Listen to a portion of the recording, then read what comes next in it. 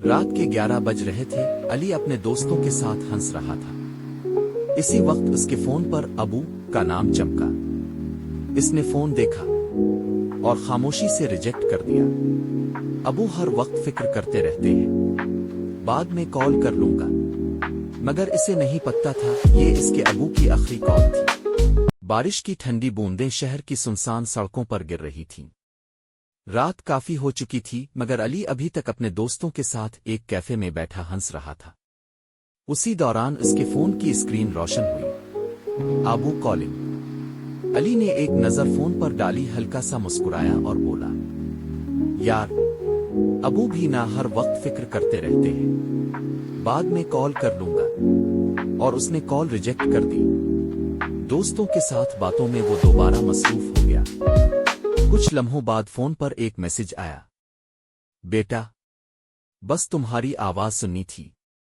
علی نے میسج دیکھا مگر جواب نہ دیا۔ اس نے سوچا صبح آرام سے بات کر لوں گا، مگر اسے کیا معلوم تھا صبح اس کی زندگی بدلنے والی ہے۔ علی کئی مہینوں سے گھر نہیں گیا تھا۔ نوکری، دوست، مصروفیات، یہی اس کی دنیا بن چکی تھی۔ اس کے والد اکثر کال کرتے، بیٹا کھانا وقت پر کھا لیا کرو، بیٹا اپنا خیال رکھا کرو، گھر کب آؤ گے؟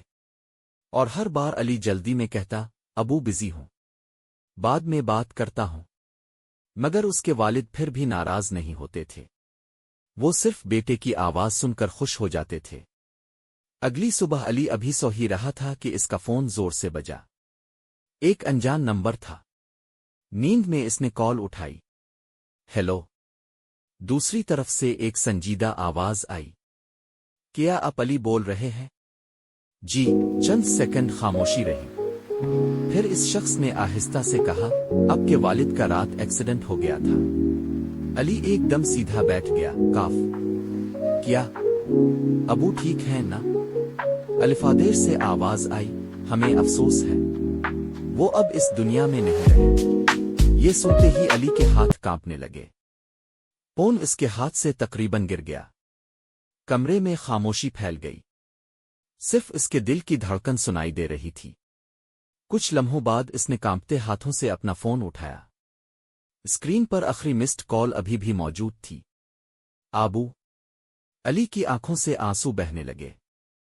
اسے اچانک وہ میسج یاد آیا، بیٹا بس تمہاری آواز سننی تھی۔ وہ میسج اب اس کے دل کو چیر رہا تھا۔ علی بار بار کال ہسٹری دیکھ رہا تھا، جیسے وقت کو واپس لانا چاہتا ہو۔